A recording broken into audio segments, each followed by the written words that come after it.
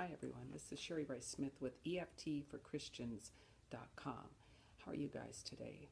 I'd like to discuss something. I've had a bunch of questions recently, probably in the past 2 weeks, and a lot of them revolved around the tapping spots.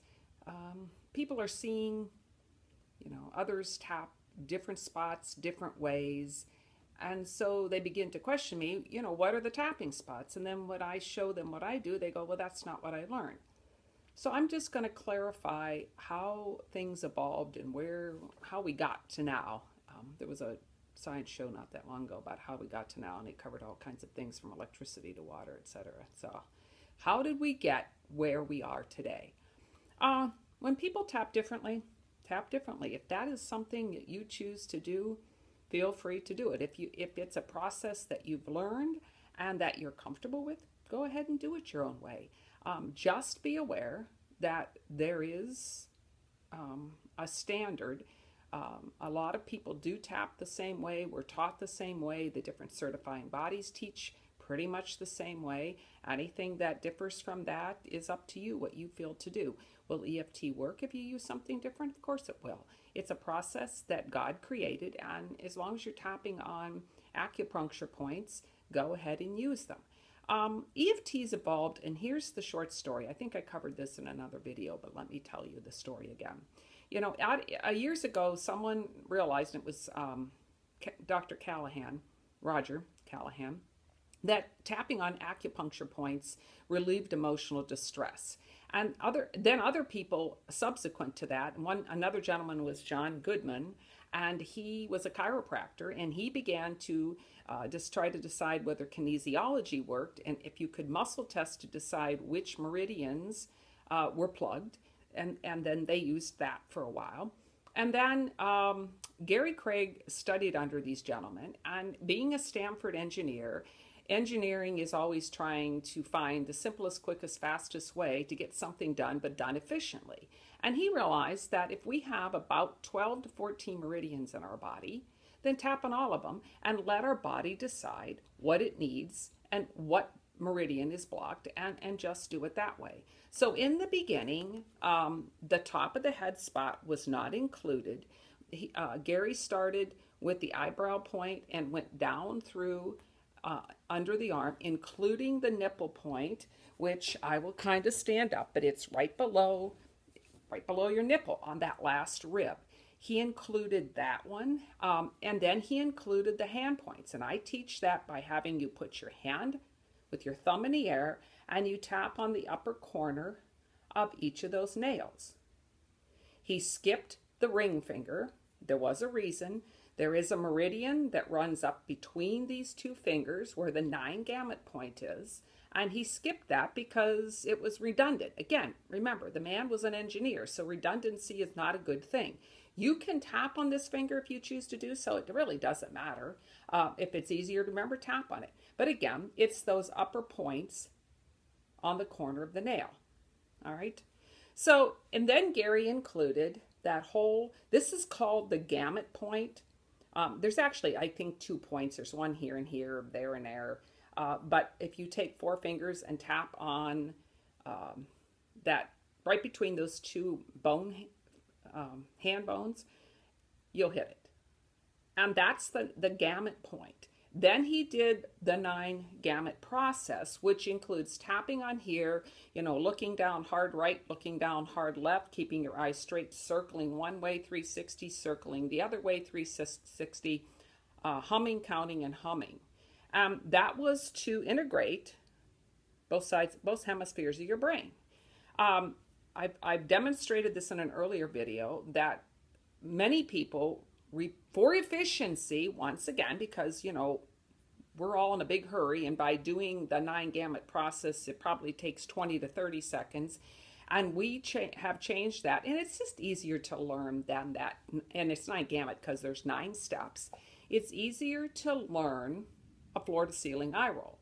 And I won't demonstrate that now. I've demonstrated that in an earlier video, and that only takes 6 seconds. So if you want to change or to save 24 seconds in your life, do that. But the floor to ceiling eye roll is very simple to learn, and you don't have to learn those 9 steps.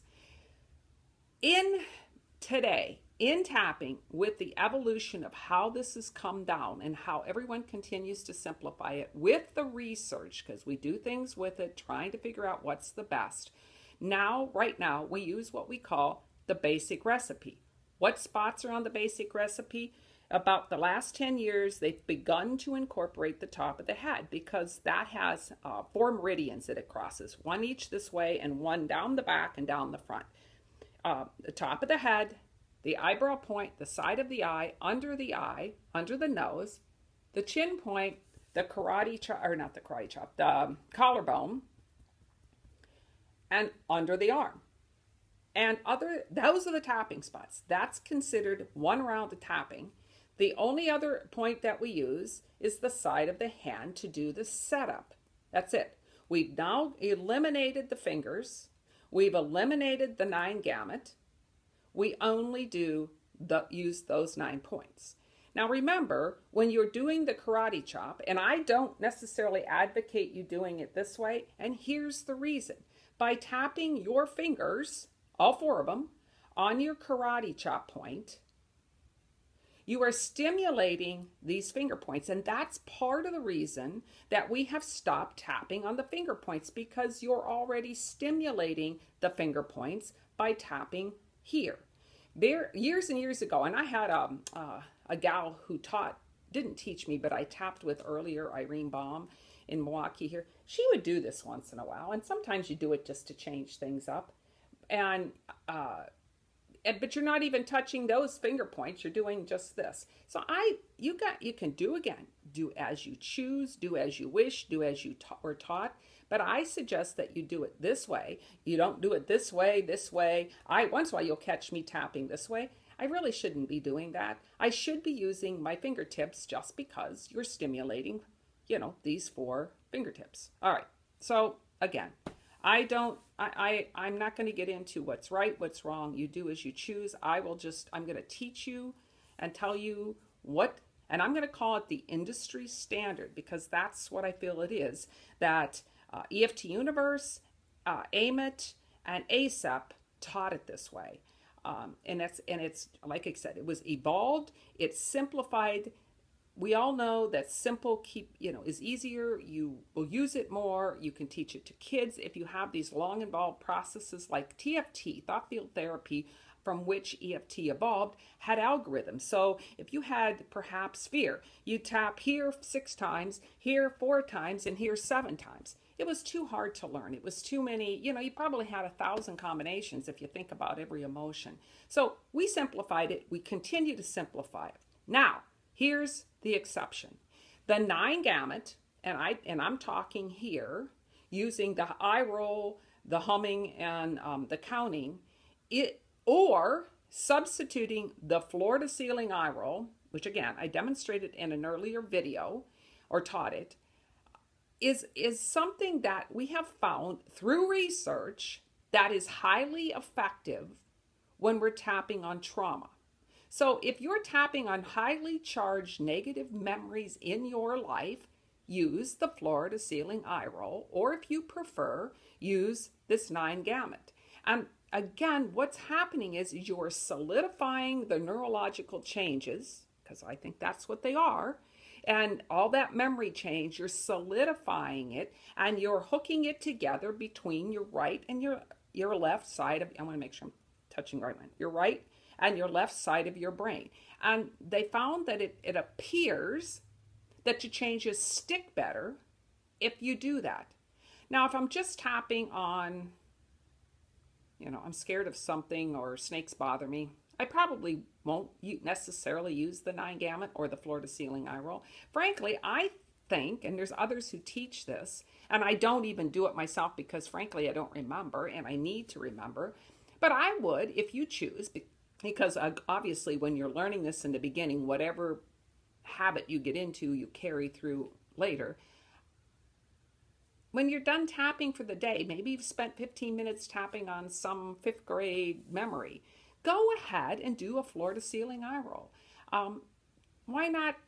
It takes 6 seconds. 6 seconds. Why not try to solidify those changes, memory changes, and just, let's get on with the process and the healing. All right, so what do we use these finger points for? Right now, what we're using for, use them if you want. I don't, add them in if you choose to do that. But I teach people to put them under a desk, sit in your pew, stick them under your sweater or under your coat, and tap on them clandestinely. You can do it without anyone knowing what you're doing. And just tap to tap, or tap because maybe the person you're talking to is irritating the heck out of you. Well, tap, because you know what? You don't need to shoot off your mouth and say something you will regret later. So just tap and let it go. I have friends who do this. They finger tap while they walk. They're tapping on this side of the finger on that point with their thumb, or you can do it with this finger. I find this more effective. I walk down the street tapping like this. That's my notepad, by the way. I tap like this. And why not? What does it matter? You can do it, or tap here. Use the fingers for that. The other thing you'll find is you're going to find your favorite spot, the spot that it's like magic to you.